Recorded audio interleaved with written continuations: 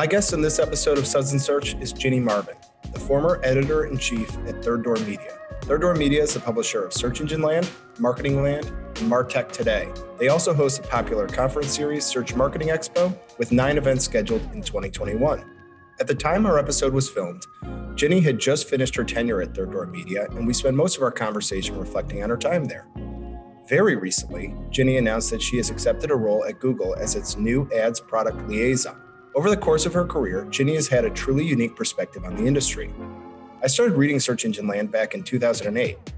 It has remained the go-to destination for search marketers seeking daily news coverage, breaking stories, industry trends, feature announcements, and product changes. Ginny was at the center of many of the most consequential news stories in search in her 8 years covering the industry. We had a wide-ranging conversation talking about how she got started without any formal training as a journalist, what it was like managing her talented team of writers, and what she'll miss most about covering our industry. Throughout 2020, Search Engine Land covered topics related to racial diversity and gender inequality. Ginny had her name in the byline of many of those articles and led many of those conversations. We'll talk about this important work during our conversation, but you really should read it for yourself. Links are in the show notes. Grab something cold to drink and join me for a conversation with Ginny Marvin.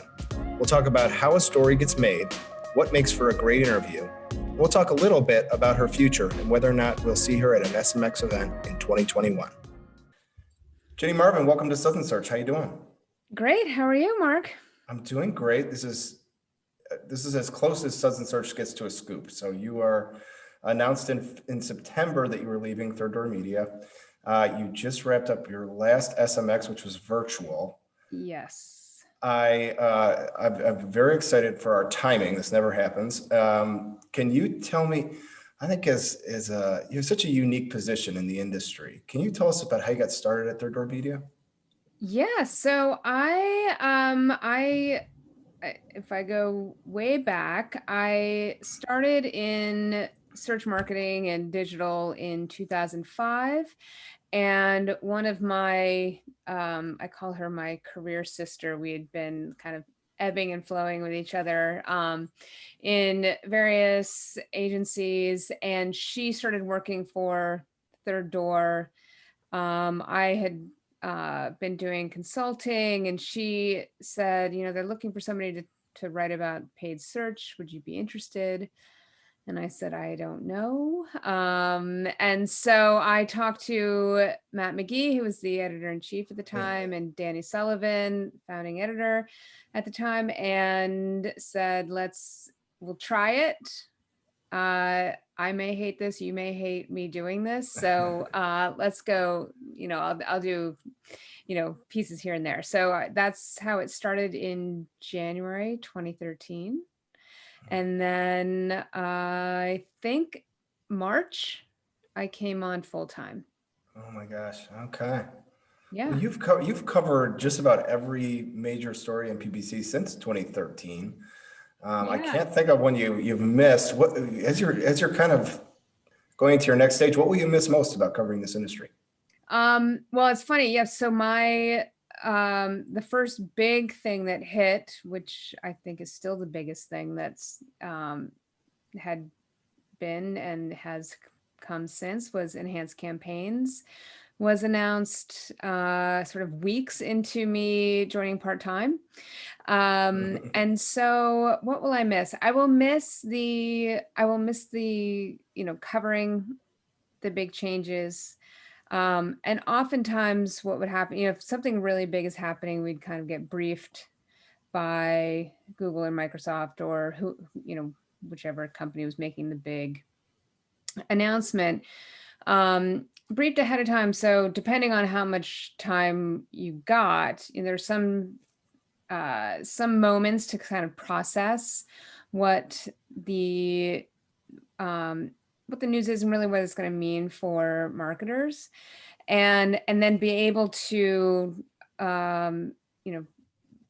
give that kind of as clearly as possible, break it down for marketers of all levels. So that was always a fun challenge. And then seeing how those things played out, which were many of which we're still seeing play out today. So, yeah, that was always really fun. And then, of course, I mean, one of the big perks is having this really broad ability to call up marketers and say, what are you seeing? Or the other big thing that I love doing is programming for Search Marketing Expo and finding and kind of either I would find or new voices would pitch, and being able to see people take the stage for the first time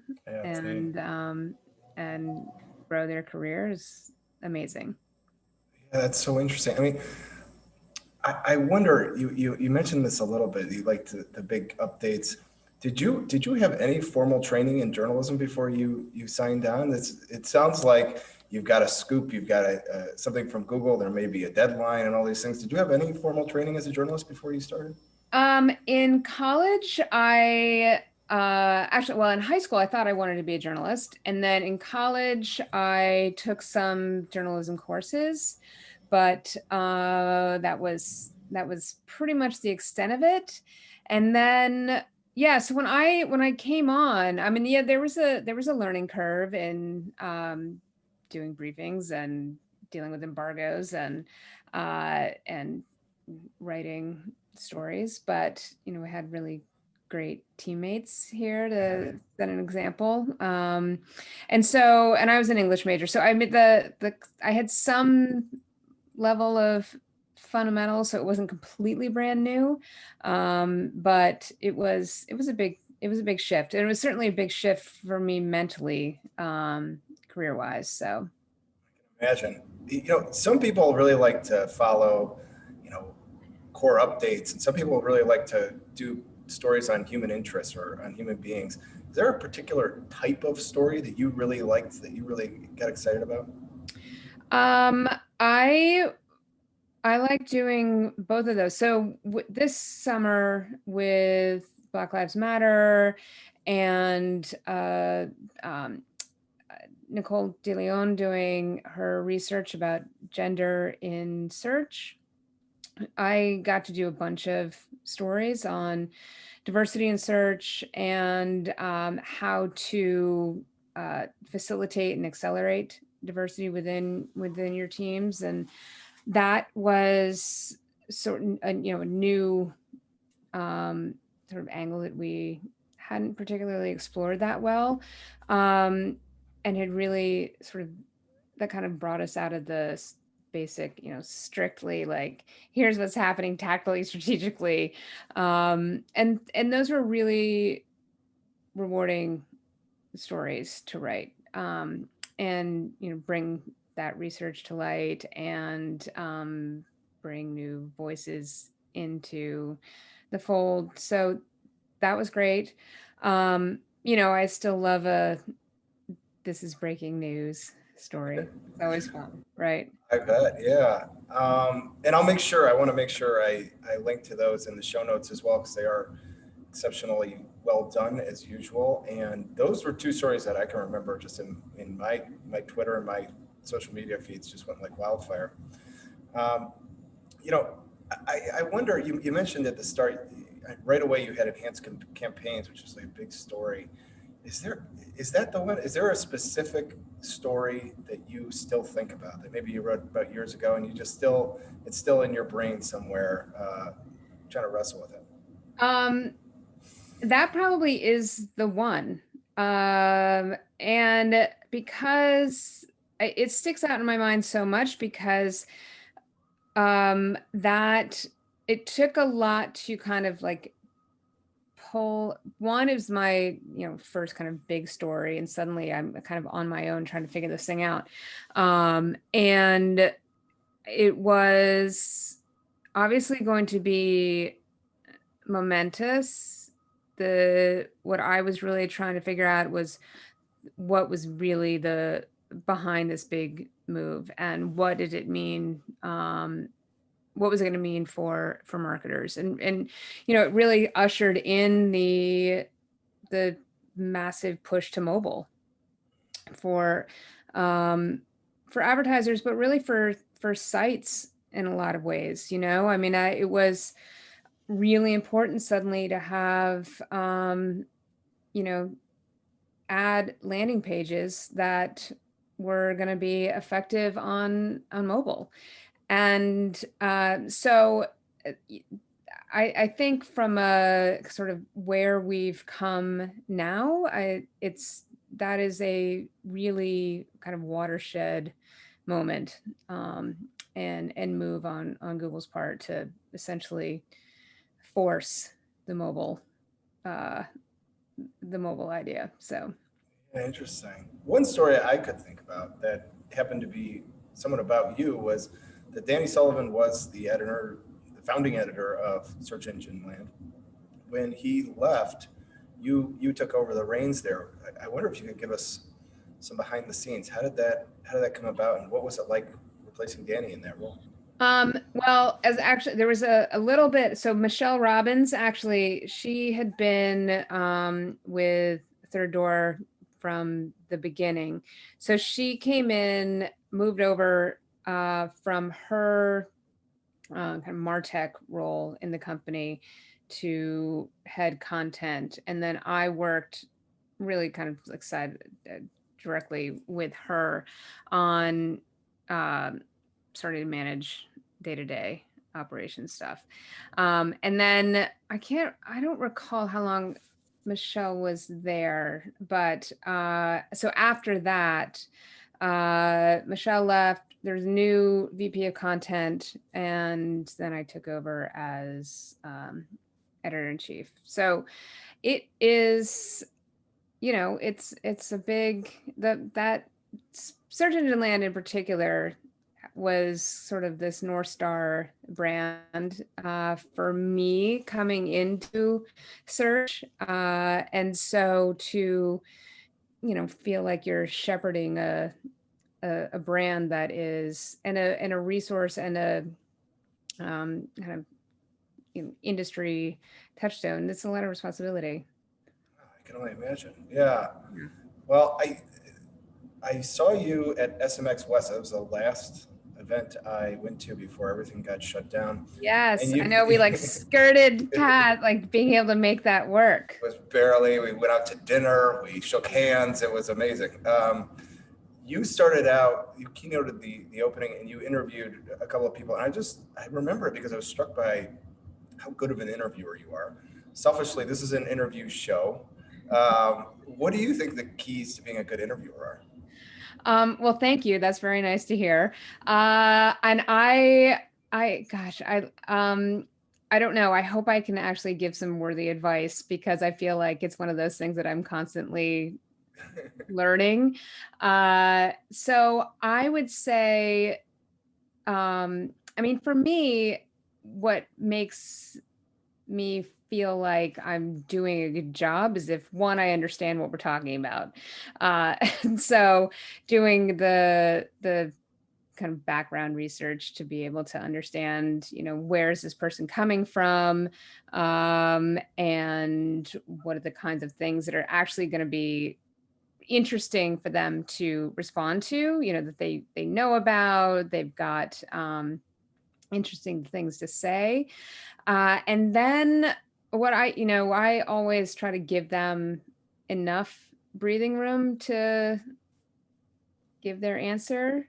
But it's always that balancing act of, when do you say, okay, let's rein it back in, or like, when are we gonna kind of pivot to the next question, or it does something warrant a follow-up, and let's dig a little bit deeper. But you're always kind of looking at the clock to make sure that you're going to get to everything you want to get to, without it feeling really sort of rehearsed and rote. So yeah. It's so interesting. I mean, I wonder, you have this access that I think a lot of professionals like me are interested in. You get the scoop from Microsoft or from Googlers that you mentioned at the beginning. How does that work? Do they just email you out of the blue, or how does the sausage made? Yeah, so that's a great question. So it's, if you're in press, they'll reach out to the outlets that they think will be interested in covering whatever they're trying to announce. And sometimes it is interesting and you say, yes, that looks like something we'll cover. And sometimes it's we're probably not going to cover that, but you can share the news with us anyway. So it really just comes down to, that access is just being with media, with the press. So, and then, but you have to obviously earn that, access. Yeah, it's And the access though, I mean, we all know the term access journalism. Mhm. And so what we've always really been careful about, which I know there's always people who are going to say search engine land covers everything that Google says. But there are real conversations about how are we going to cover something? Is this worthy of coverage? And what, let's look at the news release, what's coming, and then, but we need to be able to step back and say, there could be other implications that our readers need to know about. So that's the other piece. And to push back and say, we have questions about this, we have questions about that. And so access comes with responsibility to the readers as well, and not just writing what's written. There's obviously some announcements that are just straightforward product features, and there's not that much to write about. But obviously, we know that there are some really big momentous announcements, and that are going to affect advertisers in ways that Google or Microsoft may not have even thought about. So, it's was my responsibility to say, what about this? What about that? What about this? So, but again, it goes back to earning that respect of, I know what I'm talking about when I'm asking you this question. So, or at least I'm at least humble enough to be like, I don't know really what I'm talking about. Can you help me understand this better? And then be able to follow up with another question. So, yeah, that's interesting. Awesome. Well, I wonder, will you go to SMX events now? Will we see you at them in the future? I don't know. Well, so and I'm not even trying to be cagey. I really don't, I don't know what I'm going to do next.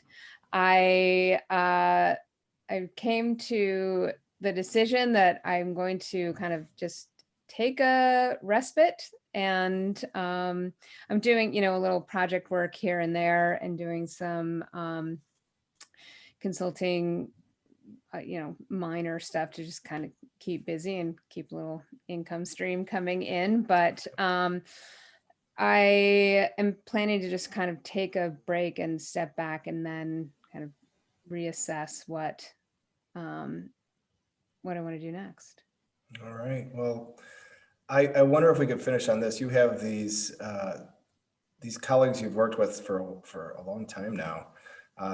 Barry and Greg is also leaving. What can you say about the team? What's kind of like what will you miss about each of the individuals that you worked with? A lot. So Greg, I said this on Twitter, I think last week. Greg had been at Search Engine Land from the beginning. So I am a, newbie compared to him, and from his all his experience. And when I came on, he was really my role model for how I wanted to write and cover and have this kind of breadth of knowledge and sourcing from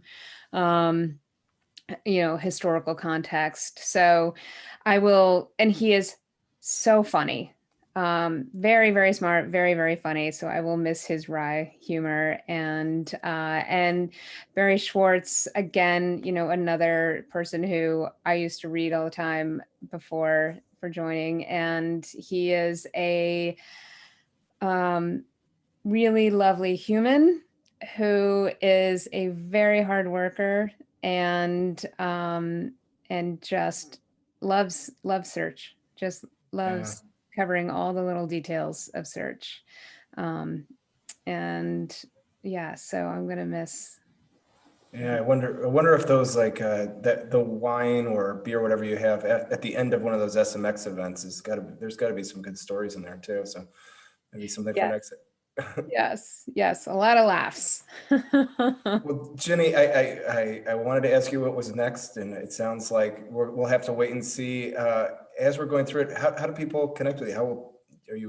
Twitter, LinkedIn. Yeah. What's the best way to reach you? Ginny Marvin on Twitter. My DMs are open as well. That's usually where you can find me. You can find me on LinkedIn too, if you have to.